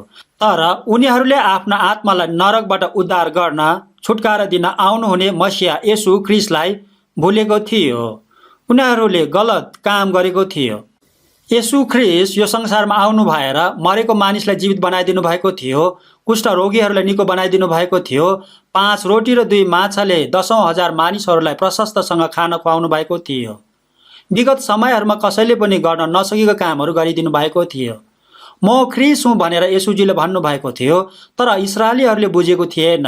यस्तो शक्तिशाली व्यक्तिले रोम शासकबाट स्वतन्त्र बनाउन सक्नुहुन्थ्यो, तर रोम शासकबाट स्वतन्त्र बनाइदिन्छु, पुनर्स्थापना गरिदिन्छु भनेर कहिले पनि भनेनन्। यसकारण अब हामीहरूले फेरि पनि प्रतीक्षा गरिरहन सक्दैनौँ भनेको थियो। यूहन्नाको सुसमाचार 6 अध्यायमा हेर्नुभयो भने येशूज्यूले 5 रोटी र 2 माछाले 10,000 मानिसहरूलाई प्रशस्तसँग खाना दिनुभएको समयमा इस्रायलीहरूले भिडको भिडले येशूज्यूलाई पछ्याएको थियो। येशूज्यूलाई जबरजस्तीसँग राजा बनाउन खोजेको थियो। अब हामी यसरी सहेर बस्न सक्दैनौँ। येशूलाई नेता बनाएर रोमी शासकहरूको विरुद्धमा आन्दोलन गर्नुपर्छ, रोमी शासकबाट स्वतन्त्र हुनुपर्छ भनेर योजना बनाएको थियो। यदि येशूज्यूले रोमी शासकलाई हटाउन चाहनु भएको भए तुरुन्तै हटाउन नष्ट गर्न सक्नुहुने थियो। दाउदले पनि इस्रायल देशलाई सुरक्षा गर्नुभएको थियो, वरिपरिका सबै देशहरूलाई जितेको थियो। येशूज्यूले चाहिँ यसरी गर्न सक्नुहुन्छ। येशूज्यू पनि दाउदको वंशबाट आउनु भएको थियो। यसकारण रोमी शासकलाई हटाउनु भएर येशू ख्रीष्टले राज्य गर्नुहुन्छ भनेर सांसारिक शारीरिक कुराको आशा गरेको थियो। यदि येशूज्यूले रोमी शासकलाई हटाउनु भएर इस्रायली जातिलाई स्वतन्त्र पार्नु भएको भए क्रुसमा मरिदिने व्यक्ति हुने थिएन। येशूज्यूले क्रुसमा पापी मानिसहरूको आत्माको उद्धारको लागि नमरिदिनु भएको भए नरकको दण्डबाट मानिसहरू एकजना पनि उद्धार हुने थिएन। यसकारण स्वर्गमा जाने मानिसहरू सबैजना तयार भएपछि मात्र केही समयको लागि अन्त्यको समयमा इस्रायली जातिले स्वतन्त्र पाउने थियो। तर इस्रायली जातिले यो कुरालाई बुझेको थिएन। बाइबलमा यो कुराहरू धेरैचोटि भन्नुभएको थियो, तर उनीहरूले बुझेको थिएन। उनीहरूको आत्मिक आँखा बन्द भएको थियो।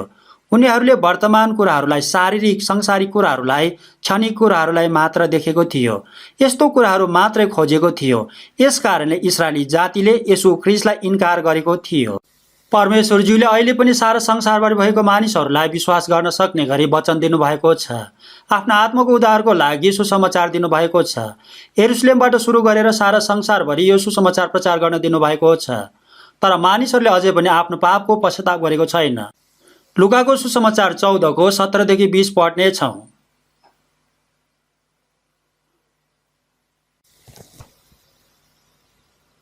लुकाको सुसमाचार 14 अध्यायको 17 पददेखि 20 पदको वचनलाई सँगै पढ्ने छौँ। लुकाको सुसमाचार 14को 17देखि 20 सँगै पढ्ने छौँ।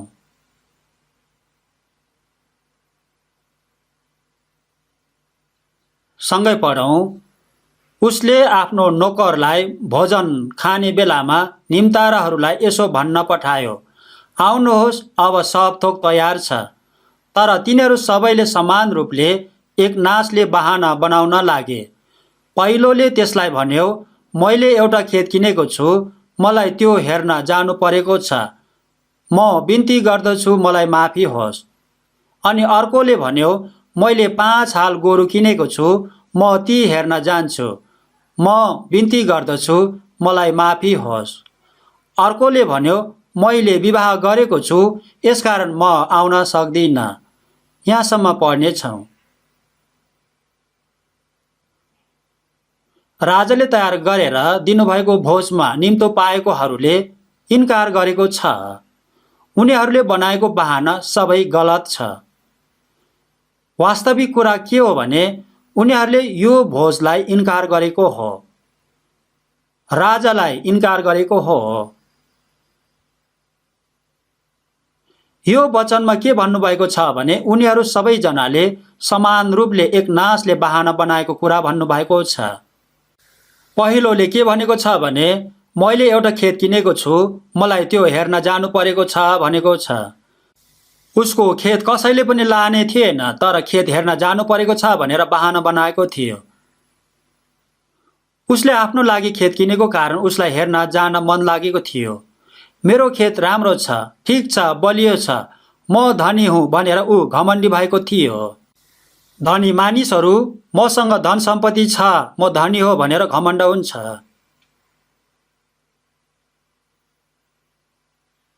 फिलिपीको पुस्तक 3 अध्यायको 19 पदको वचनमा हेर्नुभयो भने तिनीहरूको मन सांसारिक कुराहरूमा लागिरहन्छ भन्नुभएको छ। मैले खेत किनेको छु, म खेत हेर्न जानुपर्छ, मलाई राजाले तयार गरेको भोजमा जाने मन छैन भनेर इन्कार गरेको थियो। अनि अर्कोले पनि त्यसरी नै मैले 5 हाल गोरु किनेको छु, म ती जाँच्न जानुपर्छ भनेर बहाना गरेको छ। 1 हाल भनेको 2 वटा गोरु हो, 5 हाल भनेको 10 वटा गोरु हो। जमिन जोत्नको लागि 2 गोरुहरू मिलाएर जोतेको हुन्छ। 5 हाल गोरु भएको मानिस धनी मानिस हो। जमिनदार हो। गोरु किन्ने मानिसले पहिला गोरु जाँचेर किनेको हुन्छ, किनेपछि मात्र जाँच्दैन। यो मानिसले पनि गलत बहाना गरेको थियो। म गोरुलाई जाँच्न हेर्न जानुपर्छ भनेर बहाना गरेको थियो।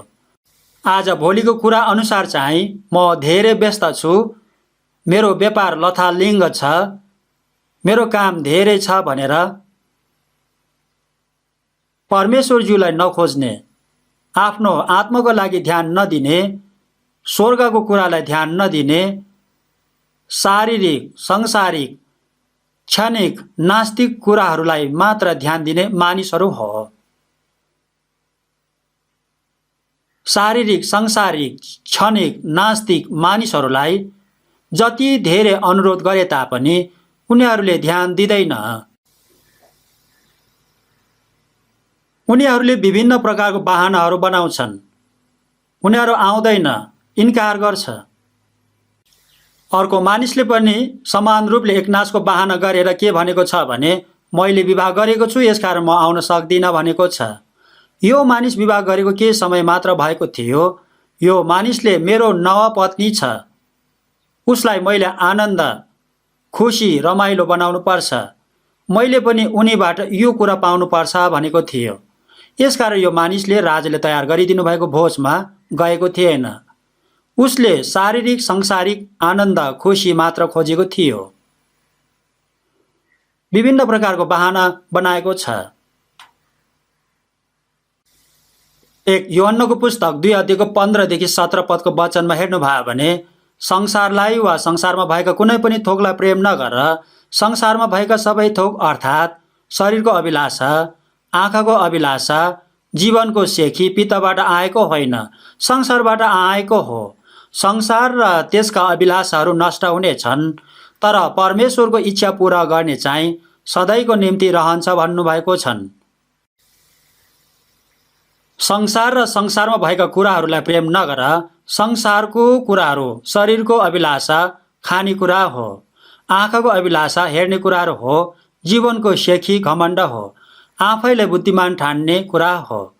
शैतानले आदमलाई नष्ट गर्नको लागि प्रयोग गरेको कुरा के थियो भने, असल र खराबको ज्ञान दिने फल खाऊ भनेको थियो। जुन दिन त्यो फल खान्छौ त्यही दिन आँखा खुल्नेछन् अनि असल र खराबको ज्ञान पाएर तिमीहरू परमेश्वर जस्तै हुनेछौ भनेको थियो। परमेश्वरले तिमीलाई यो फल किन नखाऊ भनेको हो भने, तिमीहरूले यो फल खायो भने तिमीहरू पनि परमेश्वर जस्तै बुद्धिमान हुन्छ भनेर परमेश्वर डाहाई भएर तिमीहरूलाई खाना नदिएको हो भनेर फसाएको थियो। परमेश्वरले झुटो बोलेको हो। परमेश्वरको कुरा ध्यान नदियो, त्यो फल खाओ, तिमीहरू मर्दैनौ, तिमीहरू पनि परमेश्वर जस्तै बुद्धिमान हुन्छौ, खाओ भनेर धूर्ततामा फसाएको थियो। आज भोलि पनि शैतानले मानिसहरूलाई खान मन लाग्ने, हेर्न मन लाग्ने अनि बुद्धि र ज्ञानको कुराहरू विभिन्न प्रकारको विकास गरेर माछालाई बल्छीमा फसाएर मारेको जस्तै मानिसहरूलाई फसाएर नरकमा लगिरहेको छ। शरीरको अभिलाषा, आँखाको अभिलाषा, जीवनको सेखी, यस्तो सबै कुराहरू शैतानले बनाएको कुराहरू हो। यस्तो कुराहरूको चाहना गर्नेहरूलाई शैतानले फसाएर नरकमा लान्छन्। यस्तो मानिसहरू अति नै दयनीय हुन्छन्। शैतानले मानिसहरूलाई फसाएर मानिसको आत्मालाई नरकमा लानको लागि विभिन्न प्रकारको कुराहरू बनाएको छन्, तर मानिसहरूले यो कुरालाई ध्यान दिएको छैन। मानिसहरू सबैजनाले यो कुरालाई ध्यान दिनै पर्छ। जर्मनको प्रख्यात कविताकार र चित्रकार गेते फाउस्ट भन्ने मानिस थियो। उसको अन्तिम प्रख्यात चित्र फाउस्ट भन्ने चित्र थियो। मैले पनि जर्मनमा जाने समयमा गेते फाउस्टको घरमा गएर हेरेको छु। पुरानो घर भए तापनि तर राम्रो घर छ। गेते र गेतेको पत्नीको चित्र अनि गेतेको तरुणीको चित्र पनि थियो।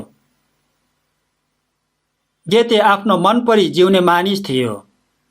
गेते फाउस्ट प्रख्यात कविताकार र चित्रकार हो। गेते फाउस्टको विषयमा खुल्दुली लागेको कारण गेते फाउस्टले लेखेको 3वटा पुस्तक मैले पनि पढेको छु। बुझ्न गाह्रो थियो, तर पनि मैले ध्यान दिएर परिश्रम गरेर पढेको छु। गेते फाउस्टको जीवनको सम्बन्धमा बनाएको फिल्म पनि छ। मैले यो फिल्म पनि अलिकति हेरेको छु। गेते फाउस्ट वृद्ध भएको थियो। चित्रकार, कविताकार थियो।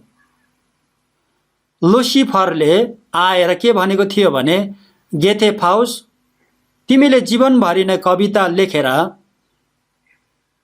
चित्र कोरेर यो संसारमा कहिले पनि सुख विलासी जीवन जिउन पाएको छैन नि।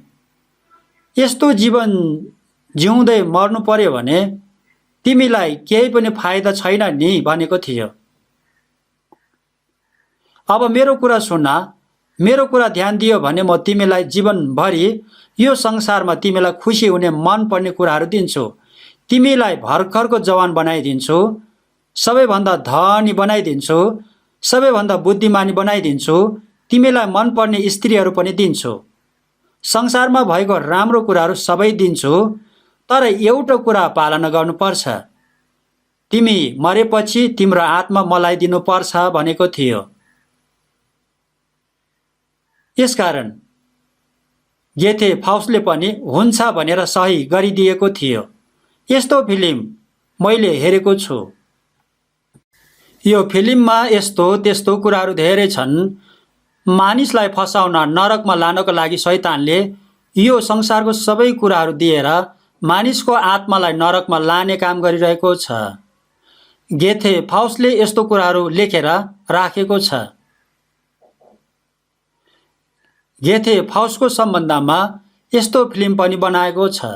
गेथे फाउस्टले यस्तो जीवन जिएको थियो। उसले यस्तो कुराहरू बुझेको थियो। उसले पश्चाताप गर्यो कि गरेन त्यो कुराहरू चाहिँ लेखेको छैन।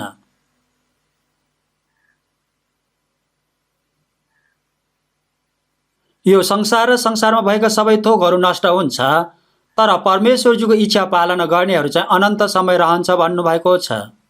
शरीरको, संसारको खानेकुराहरू, हेर्ने कुराहरू, बुद्धि ज्ञानको सबै कुराहरू अब चाँडै नै नष्ट हुन्छन्। यस्तो कुराहरू कल्पना, सपना जस्तो कुराहरू मात्रै हो। यस्तो कुराहरूको पछि जाने मानिसहरू मरेपछि उनीहरू अनन्तको नरक कुण्डमा जानै पर्छ। परमेश्वरजीले तयार गरिदिनु भएको भोजलाई इन्कार गर्ने पाप सबैभन्दा ठुलो पाप र नरकमा जानुपर्ने पाप हो। मानिसहरूले पाप धेरै गरेको कारण नरकमा जानु परेको होइन, असल कामहरू नगरेको कारणले नरकमा जानु परेको होइन। जस्तो मानिसहरू भए तापनि परमेश्वरजीले दया, अनुग्रह, उपकार गरिदिनु भएको छ। यो कुरालाई इन्कार गर्नेहरू नरकमै जानुपर्छ। उनीहरूले किन इन्कार गर्छ भने आँखाले देखेको वर्तमान कुराहरूलाई, शरीरको, संसारको क्षणिक कुराहरूलाई मात्र खोजेको कारणले हो।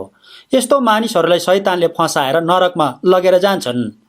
परमेश्वरजीको इच्छा पूरा गर्नेहरू चाहिँ अनन्त समय रहनेछ भन्नुभएको छ। सबै मानिसहरूले परमेश्वरजीको इच्छा बुझ्नुपर्छ। मानिसहरूप्रति परमेश्वरजीको इच्छा, चाहना छ, यो कुरालाई बुझ्नुपर्छ। मानिसले परमेश्वरजीको विरोधमा पाप गरेको छ, परमेश्वरजीलाई इन्कार गरेको छ, मानिस पतन भएको छ।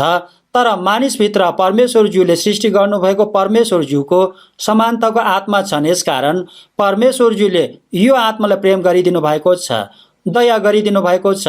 दुष्टभन्दा दुष्ट पनि नरकमा शैतानसँग गएको चाहनु भएको छैन। दुष्ट पापी मरेर नरकमा दण्ड भोग्न गएको परमेश्वरज्यूले चाहनु भएको छैन। यस्तो पापी दुष्ट मानिसहरूलाई पाप क्षमा गरिदिन, नरकको दण्डबाट बचाइदिनको लागि क्रुसमा येशूज्यूले मरिदिनु भएको छ। परमेश्वरज्यूले संसारलाई यस्तो प्रेम गरिदिनु भएको छ, आफ्नो एकमात्र पुत्रलाई पनि पाप बलिको लागि, मेल बलिको लागि मर्न दिनु भएको छ। सबै पापको ज्याला सधैँको लागि तिरिदिनु भएको छ। मृत्युलाई सदाको निम्ति निलिदिनु भएको छ। येशूजीले मरिदिनु भएर फेरि पुनरुत्थान हुनु भएर अनन्त जीवन दिनुभएको छ। विश्वास गर्न सक्ने प्रमाण दिनुभएको छ। यूहन्नको सुसमाचार 6:40 पदको वचनमा हेर्नु भयो भने परमेश्वर पिताज्यूको इच्छा यो हो कि पुत्रलाई हेर्ने र उहाँलाई विश्वास गर्ने प्रत्येकले अनन्त जीवन प्राप्त गरोस् भन्नुभएको छ। येशूजीले क्रुसमा गरिदिनु भएको उपकारलाई मानिसहरूले सत्यतामा बुझेर विश्वास गरेर अनन्त जीवन लिएको परमेश्वर पिताजीको इच्छा चाहना हो।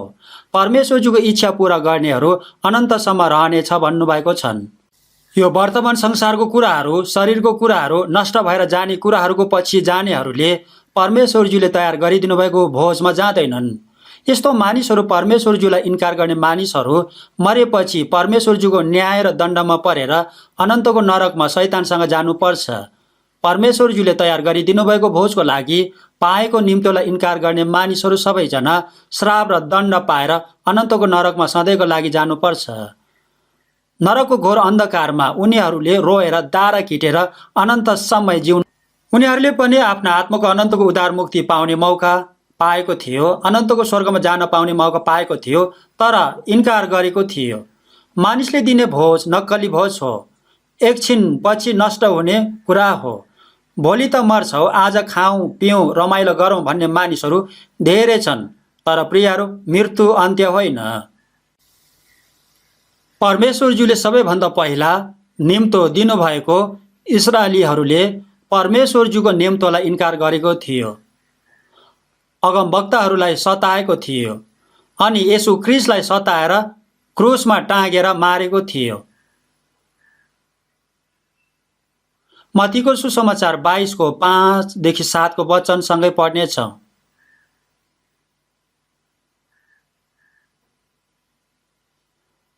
मत्ती 22को 5देखि 7 पदको वचनलाई सँगै पढ्नेछौँ। सँगै पढौँ। तर तिनीहरूले वास्तै नगरे, एउटा आफ्नो खेतबारीतिर अर्को आफ्नो व्यापारतिर लागे। बाँकी चाहिँले तिनका नोकरहरूलाई पक्रेर तिनीहरूसँग दुर्व्यवहार गरे र तिनीहरूलाई मारे। तब राजा क्रोधित भए र आफ्ना फौजहरू पठाइकन ती हत्याराहरूलाई नाश गरे र तिनीहरूको सहर जलाइदिए। इस्राएलीहरूलाई दोहोर्याएर अनुरोध गरेर निम्तो दिएको थियो, तर उनीहरूले इन्कार गरेको थियो। उनीहरू रिसाएको थियो।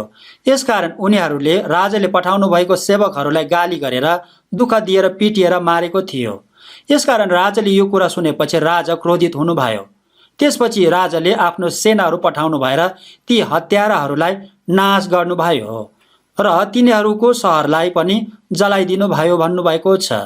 अति नै डर लाग्दो कुरा गर्नुभएको छ।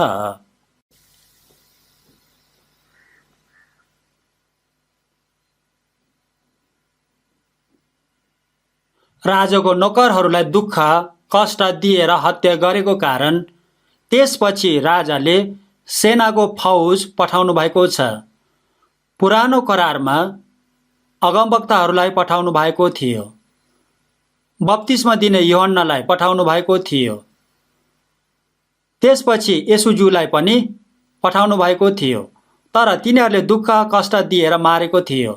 त्यसपछि प्रेरितहरूलाई पठाउनु भएको थियो। प्रेरितहरूलाई पनि दुःख कष्ट दिएर सताएर मारेको थियो। उनीहरूले सुसमाचार प्रचार गर्ने प्रेरितहरूलाई मारेको थियो। तिनीहरूले राजाको निम्तोलाई इन्कार गरेको थियो। त्यसपछि येशू ख्रीष्टलाई पनि इन्कार गरेर हत्या गरेको थियो। यसकारण रोमी सेनाहरूको फौजहरू इस्राएलमा गएको थियो। 70 एडीमा रोमको सेनापति टाइटसले सेनाहरूलाई लगेर यरुशलेम सहरलाई घेरेर यरुशलेममा भएको यहुदीहरूको मन्दिरलाई आगोद्वारा नष्ट गरिदिएको थियो। त्यसपछि 11 लाख यहुदीहरूलाई पनि हत्या गरेको थियो। यहुदीहरूलाई आफ्नो देश इस्राएलमा एकजना पनि बस्न नपाउने गरी सबैजनालाई देश निकाल गरिदिएको थियो। येशूजीले भन्नुभएको वचन अनुसार हत्यारहरू नाश भएको थियो। तिनीहरूको सहर जलाइदिएको थियो। उनीहरू येशूजीले भन्नुभएको वचन अनुसार नाश भएको थियो। यो संसारमा इस्राएलीहरूले परमेश्वरज्यूबाट विशेष गरी पहिला निम्तो पाएको थियो। परमेश्वरज्यूले छान्नु भएको थियो, तर उनीहरूले राजाको निम्तोलाई इन्कार गरेको कारण, येशूज्यूलाई इन्कार गरेको कारण, क्रुसमा टाँगेर मारेको कारण उनीहरूले संसारमा सबैभन्दा डरलाग्दो दण्ड पाएको छ। एडी 70 देखि 1900 वर्षसम्म उनीहरूले सबैभन्दा डरलाग्दो नरसंहारको जीवन जिउनु परेको थियो। मत्तीको सुसमाचार 23को 33 देखि 38 पदको वचनलाई सँगै पढ्नेछौँ। मत्तीको पुस्तक 23 अध्यायको 33 देखि 38 सम्म सँगै पढ्नेछौँ। मत्ती 23:33 देखि 38सम्म सँगै पढ्नेछौँ। सँगै पढौँ। सर्पहरू साँपे सापका बच्चा हो, तिमीहरू नरकको दण्डदेखि कसरी उम्कनेछौ। यसकारण म तिमीहरू कहाँ अगमवक्ताहरू, बुद्धिमान मानिसहरू र शास्त्रीहरू पठाउँछु। तिनीहरूमध्ये कतिजनालाई तिमीहरूले मार्नेछौ र क्रुसमा टाक्नेछौ र कतिजनालाई आफ्ना सभाघरहरूमा कोर्रा लगाउनेछौ र सहर सहर हुँदो सताउनेछौ। पृथ्वीमा बगाएको सब धर्मीजनको रगत, निर्दोष हाबिलको रगतदेखि लिएर बेरेकियाको छोरा जकरियाको रगतसम्म, जसलाई तिमीहरूले पवित्र स्थान र वेदीका बीचमा हत्या गर्यौ, सो तिमीहरूकै टाउकोमा पर्नेछ। साँच्चै म तिमीहरूलाई भन्दछु, यी सबै कुरा यसै पुस्तामाथि आइपर्नेछन्। ए यरुसलेम, त जसले अगमवक्ताहरूलाई मार्ने र त कहाँ पठाएकाहरूलाई ढुङ्गाले हान्ने, जसरी कुखुरीले आफ्ना चल्लाहरूलाई पखेटामुनि बटुल्छ, त्यसरी नै मैले धेरैपल्ट तेरा बालकहरूलाई बटुल्ने इच्छा गरे, तर तैँले मानिनस्। हेर, तिमीहरूको घर उजाड छोडिएको छ। यस्तो वचनहरू पुरानो करारमा र नयाँ करारमा पनि धेरै छन्। अगमवक्ताहरूलाई मार्ने र त कहाँ पठाएकोहरूलाई ढुङ्गाले हान्ने भन्नुभएको छ। धर्मी जनहरूको रगतको दोष तिमीहरूकै टाउकोमा पर्ने छन् भन्नुभएको छ। रोमको बडा हाकिम पिलातसले येशूज्यूको कुनै पाप छैन भनेर येशूज्यूलाई छोडिदिने कुरा गरेको थियो, तर यहुदीहरूले चाहिँ हुँदैन भनेको थियो। यसकारण पिलातसले त्यसो भए धर्मी निर्दोष व्यक्तिको रगतको दोषी म हुने छैन भनेर आफ्नो हात धोएको थियो। निर्दोष व्यक्तिको रगतको जिम्मा तिमीहरूले नै लिनुपर्छ भनेको थियो। यसकारण यहुदीहरूले ठिक छ, उसको रगतको दोष हामी र हाम्रो सन्तानमाथि परोस् भनेको थियो। उनीहरूले हामी माथि परोस् भनेको कारण त्यो समयमा उनीहरूमाथि पर्यो, अनि हाम्रो सन्तानमाथि पनि परोस् भनेको कारण 1900 वर्षसम्म उनीहरूको सन्तानहरूमाथि परेको थियो। उनीहरूले जे भनेको थियो त्यही अनुसार भएको थियो। यो सबै पूरा नहुन्जेल यो पुस्ता बिति जाने छैन भन्नुभएको थियो। येशूज्यू AD 33 मर्नुभएको थियो। येशूज्यू मर्नुभएको 37 वर्षपछि इस्राएलीहरू नष्ट भएको थियो। 1900 वर्षसम्म सारा संसारभरि तितर बितर भएर नरसंहारमा जिउनु पर्यो। 1939 सालदेखि 1945 सालसम्म 7 वर्षको अवधिमा मात्रै पनि दोस्रो विश्वयुद्धमा 60 लाख जना इस्राएलीहरू दयनीयसँग मर्नु परेको थियो। 1900 वर्षसम्म इस्राएलीहरूले सारा संसारभरि नरसंहारमा जीवन जिउनु परेको थियो। उनीहरूले येशूज्यूलाई इन्कार गरेर श्राप मागेर येशूज्यूलाई क्रुसमा टाँगेर मारेको ज्याला पाएको थियो। येशूज्यूको रगतको दोष हामी र हाम्रो सन्तानमाथि परोस्, हामी भोग्छौँ भनेको थियो। येशूज्यूलाई इन्कार गरेको पापको दण्ड अति नै डरलाग्दो हुन्छ। यो कुरा सबै मानिसहरूलाई स्पष्टसँग बुझ्ने गरी देखाइदिनु भएको छ। ए यरुसलेम, तैँले अगमवक्ताहरूलाई ढुङ्गाले हानेर मार्यो। मैले तँलाई कुखुरीले आफ्ना चल्लालाई पखेटा मुनि बटुलेको जस्तै धेरैपल्ट बटुल्ने इच्छा गरे, तर तैँले मानिनेस् भन्नुभएको छ। खतरा भयो भने कुखुरीले आफ्नो बच्चालाई बोलाएर पखेटा मुनि राखेर सुरक्षित गर्छ। कुनै घरमा आगो लागि भएको थियो, त्यो घरभित्र कुखुरी मरेको थियो, तर पखेटा मुनि भएको बच्चाहरू चाहिँ जीवित थियो। आफू मर्नु परे तापनि बच्चाहरूलाई सुरक्षा गरेको थियो। परमेश्वरज्यूले इस्राएलीहरूलाई बचाउनको लागि धेरैचोटि बटुल्ने इच्छा गरेको थियो, तर उनीहरूले मानेनन्। यसकारण हेर, तिमीहरूको घर उजाड छोडिएको छ भन्नुभएको छ। यरुसलेम परमेश्वरज्यूको घर थियो, तर अबदेखि चाहिँ मानिसको घर, उनीहरूको घर भएको छ। परमेश्वरज्यूलाई येशूज्यूलाई इन्कार गर्ने पाप, पश्चाताप नगरेको पापको क्षमा पाउने उपाय अर्को छैन। यूहन्नाको सुसमाचार 3:38 वचनमा हेर्नुभयो भने जसले उहाँमाथि विश्वास गर्छ त्यो दोषी ठहरिँदैन, तर विश्वास नगर्ने चाहिँ अघि नै दोषी ठहरिएको छ, किनभने उसले परमेश्वरको एकमात्र पुत्रको नाउँमा विश्वास गरेको छैन भन्नुभएको छ। यूहन्ना 3:36 वचनमा जसले पुत्रमाथि विश्वास गर्छ त्यसमाथि अनन्त जीवन छ, जसले पुत्रको आज्ञा पालन गर्दैन त्यसले जीवन देख्ने छैन, तर परमेश्वरको क्रोध त्यसमाथि रहिरहन्छ भन्नुभएको छ। परमेश्वरज्यूको दया अनुग्रहलाई स्वीकार नगर्ने मानिसहरूलाई परमेश्वरज्यूको क्रोध र दण्ड आउँछ। लुकाको सुसमाचार 23:31 वचनमा हेर्नुभयो भने रुख हरियो हुँदा नै यी काम गर्दछ भने सुक्खा हुँदा के गर्लान् भन्नुभएको छ। आगो लगाउँदाखेरि हरियो रुख पनि राम्रोसँग जल्छन् भने सुकेको रुख झन् राम्रोसँग जल्छन्। परमेश्वरजीले छान्नुभएको व्यवस्था पालना गर्ने इस्राएलीहरूले पनि येशू ख्रीष्टलाई इन्कार गरेको कारण यसरी दण्ड पाएको छ। सुखरूप भनेको अन्य जातिहरू हो। अन्य जातिहरूले येशू ख्रीष्टलाई इन्कार गर्यो भने झन दण्ड पाउँछ, अनन्तको नरकमा जानुपर्छ। इस्राएली जातिहरूले इस्रायल देशमा आउनुभएको येशू ख्रीष्टलाई इन्कार गरेको थियो। अन्य जातिहरूले यरुशलेमदेखि संसारभरि प्रचार गरेको सुसमाचारलाई इन्कार गरेको छ। सुसमाचारलाई इन्कार गरेको कुरा येशू ख्रीष्टलाई इन्कार गरेको हो। यो पापको क्षमा मानिसले पाउँदैन। क्षमा नपाउने पाप यो पाप हो। यो सुसमाचार यरुशलेम, सारा यहुदिया, सामरिया र सारा संसारमा प्रचार हुनेछ भन्नुभएको थियो। यो सुसमाचार सारा संसारमा प्रचार भएपछि यो वर्तमान संसारको अन्त्य आउँछ भन्नुभएको छ। अहिले यो सुसमाचार प्राय सबै ठाउँमा प्रचार भइसकेको छ। बाइबल अहिले 3000 भाषाहरूभन्दा धेरै भाषाहरूमा अनुवाद भएको छ। सारा संसारको भाषामा प्रचार भइरहेको छ। सारा संसारमा प्रचार भइरहेको छ। पृथ्वीको अन्तिम छेउसम्म प्रचार भएको छ।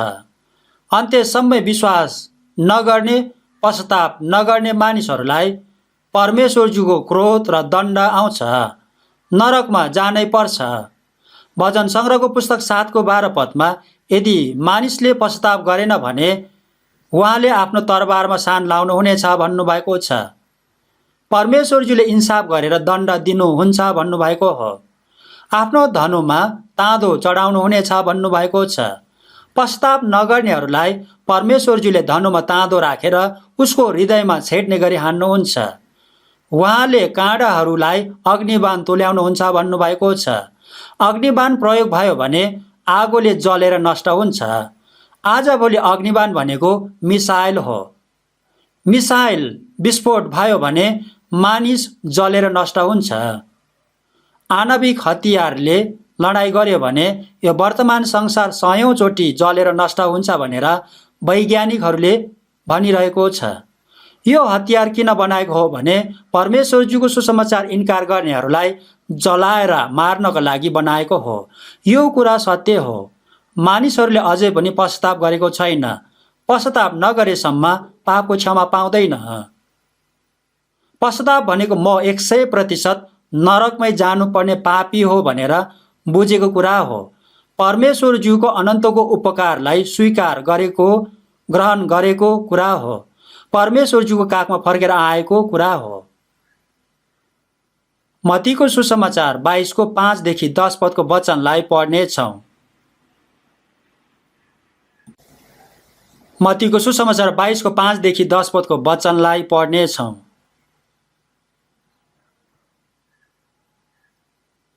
बाइसको 5-10 पदको वचनलाई म पढ्नेछु।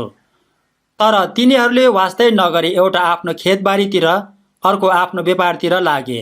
बाँकी चाहिँले तिनका नोकरहरूलाई पक्रेर तिनीहरूसँग दुर्व्यवहार गरे र तिनीहरूलाई मारे।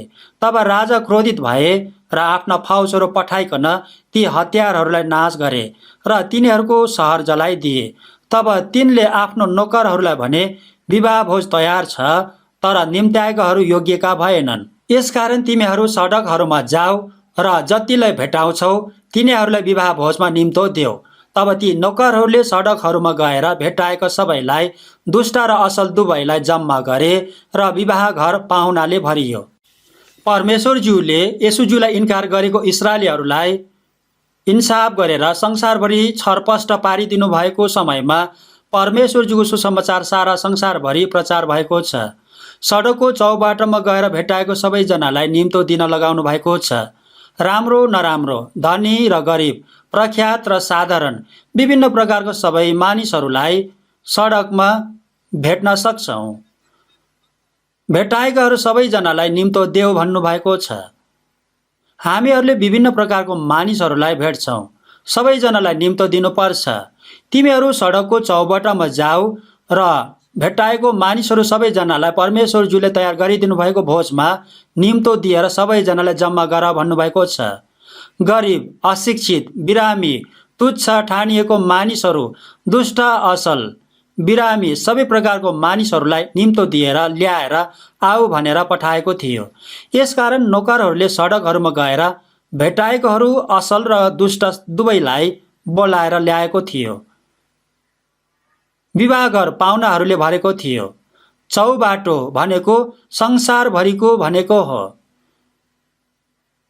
पूर्व पश्चिम उत्तर दक्षिण सबै ठाउँको कुरा गर्नुभएको हो।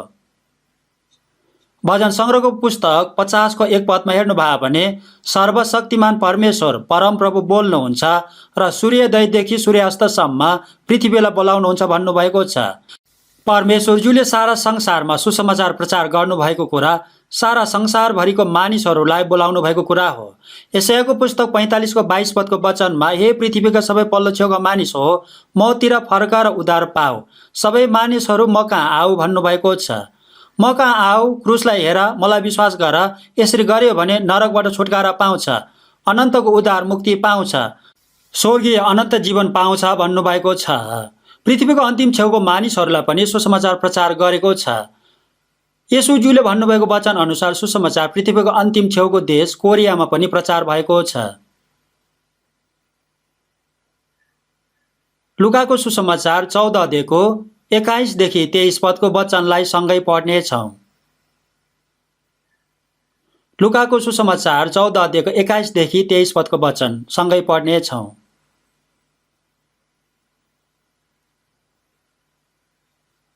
लुका 14 को 21 देखि 23 पदको वचन सँगै पढ्नेछौँ। सँगै पढौँ। तब नोकरले आएर आफ्नो मालिकलाई यो कुरा भनिदियो। तब घरको मालिकले रिसाएर आफ्नो नोकरलाई भन्यो, सहरका सडकहरू र गल्लीहरूमा चाँडो जा र गरिबहरू, लुलाहरू, अन्धाहरूलाई, लङ्गडाहरूलाई यहाँ भित्र ले। तब नोकरले भन्यो, हजुरले आज्ञा गर्नुभए बमोजिम काम भएको छ, तर अझै ठाउँ खाली छ। मालिकले नोकरलाई भन्यो, मूल सडकहरू र गल्लीहरू हुँदो गएर मानिसहरूलाई भित्र आउन कर लगा र मेरो घर भरियोस्। हजुरले आज्ञा गर्नुभए बमोजिम काम भएको छ, तर अझै पनि ठाउँ खाली छ भनेर नोकरहरूले भनेको थियो। त्यसपछि मालिकले नोकरहरूलाई मूल सडकहरू र गल्लीहरूमा गएर मानिसहरूलाई भित्र आउन कर लगा र मेरो घर भरियोस् भन्नुभएको छ। हामीहरूले प्रचार गरेको समयमा विश्वास गर्न मन लाग्यो भने विश्वास गर, मन लागेन भने विश्वास नगर भन्नु हुँदैन। कर लगाउनु पर्छ। हृदयको अन्तस्करणदेखि नै विनम्र अनुरोध गर्नुपर्छ। निरन्तर यसरी अनुरोध गरिरहनु पर्छ। पहिला आत्माको अनन्तको उद्धार मुक्ति पाएको हामीहरूले अब परमेश्वरज्यूको निम्तोलाई नबुझेको मानिसहरूलाई उनीहरूले बुझ्ने गरी सुसमाचार सुनाउनु पर्छ। विनम्र अनुरोध गरेर उनीहरूलाई परमेश्वरज्यूले तयार गरिदिनु भएको भोजमा सहभागी हुन सक्ने गरी निम्तो दिनुपर्छ। घरिघरि अनुरोध गरिरहनु पर्छ। परमेश्वरज्यूले तयार गरिदिनु भएको भोजमा सहभागी भएर नरकमा जानुपर्ने पाप क्षमा पाउनका लागि आफ्नो आत्माको अनन्तको उद्धार मुक्ति लिन सक्ने गरी, स्वर्गीय अनन्त जीवन पाउन सक्ने गरी, अनन्तको महिमित आशा पाउन सक्ने गरी विनम्र अनुरोध गरिरहनु पर्छ।